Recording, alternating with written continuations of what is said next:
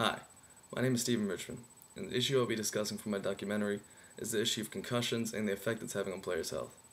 We have recent knowledge that concussions are having a lot more impact on players' brains and their health than we even realized beforehand, all the way from the high school ranks even to the professional ranks. The issue is, in recent years, concussions have become more and more frequent amongst players all the way from the youth level all the way to the professional level. Despite a recent increase in the attention of concussions, oftentimes the injury goes undiagnosed. The reasons being that is one, the players are most often unaware of the injury or its severity. Second, most athletes have the mindset that they need to tough it out or that winning is so important they will sacrifice nearly anything to win. Another factor is in this day and age in sports how much fans enjoy the violence. Big hits and hockey fights sell tickets and have become a key factor in fan enjoyment of the sport itself. To give you an idea, here are some statistics. A 3-year study of high school athletes in 10 different sports revealed that 63% of concussions occurred in football, 10% of them in wrestling, 6% in boys and girls soccer, and the rest in other sports. More publications have appeared about sports-related concussions since the year 2000 than all previous years combined.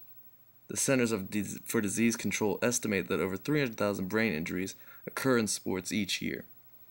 Out of all the reported concussions, 63,000 occur among high school athletes. In the NHL, a prospective case series of concussions over the seasons from 1997 to 2004 was conducted, and physicians reported 559 concussions during regular season games.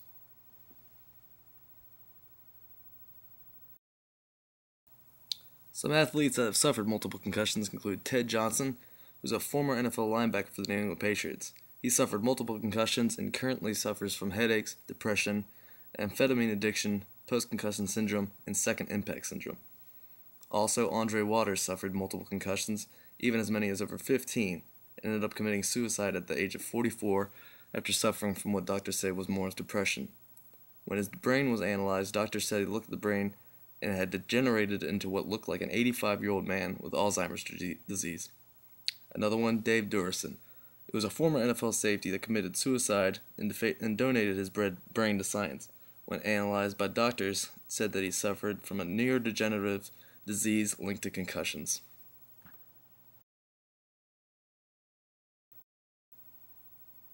Also, Steve Moore, a former player in the NHL for the Colorado Avalanche, retired from the NHL at age 26 after suffering a concussion and a breaking of vertebrae in his neck when he was tackled from behind and punched by Todd Bertuzzi. Although doctors said the vertebrae healed fine, it was the concussion that ended his career. Also, Derek Boogaard, a former player for the NHL that played for the Minnesota Wild and the New York Rangers, died from the age of 28 from a mix of drug and alcohol overdose. When his brain was analyzed by doctors, it was discovered that he suffered from CTE. This is a result of many hits he suffered as well as fights he was a part of, as he was known for being one of the enforcers in the NHL.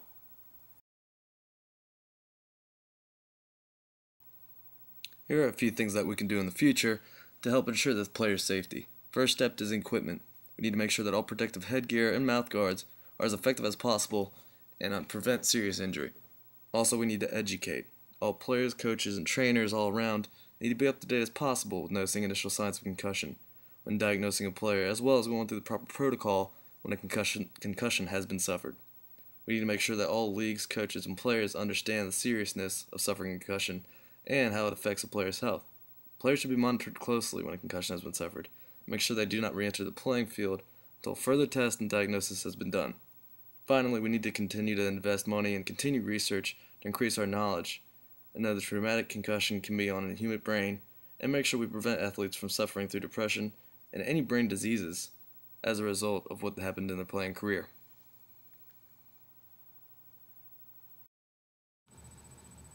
As you can tell with the information that I put together, concussions are becoming a serious issue in sport today, and this is at all levels. We need to invest more time in trying to put together equipment that can prevent serious head injuries and can prevent concussions and brain damage. Also, we need to do more time in the research. The more knowledge that we can gain about concussions and how to handle them will be the best for sports in general and for the players in the future.